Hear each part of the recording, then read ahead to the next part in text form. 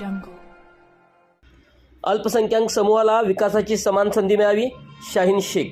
ईश्वरपूर तालुका वाळवा अल्पसंख्याक समूहाला विकासाची समान संधी मिळावी यासाठी शासनातर्फे अनेक योजना राबवल्या जातात, परंतु अंमलबजावणी यंत्रणेतील इच्छाशक्तीचा अभाव आणि अनावश्यक तांत्रिक अडचणी निर्माण झाल्यामुळे वंचित राहावे लागत असले असे मनोगत व्याख्याते शाहीन शेख यांनी व्यक्त केले.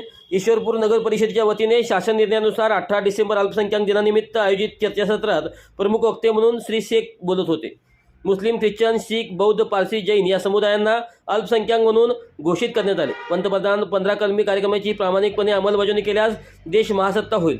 चर्चासत्राच्या अध्यक्षस्थानी उपमुख्याधिकारी भगवान खाडे व प्रमुख पाहुणे ॲडव्होकेट अभिनंदन वग्यानी हे होते. प्रास्ताविकाचे महाराष्ट्र संघर्ष समितीचे शाकीर तांबो यांनी अल्पसंख्याक समुदायाची स्थिती, गती, प्रगती का अधोगती या विषयाचे विवेचन केले. प्रमुख पाहुणे ॲडव्होकेट अभिनंदन वाग्यानी यांनी अल्पसंख्याक समुदायाला कर्तव्य भावनेने कायदेशीर सल्ला व मार्गदर्शन करण्याचे आश्वासन दिले.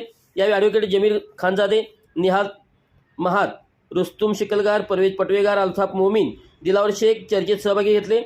रामचंद्र कुंभार, राजू सावकार, आमिर हवलदार, रफिक मकसूद, माहितीदूत प्रमोद माई, अविनाश गायकवाड आदी मान्यवरांसह कर्मचारी उपस्थित होते. बांधकाम विभागाचे मोमीन नदाफ यांनी आभार मानले.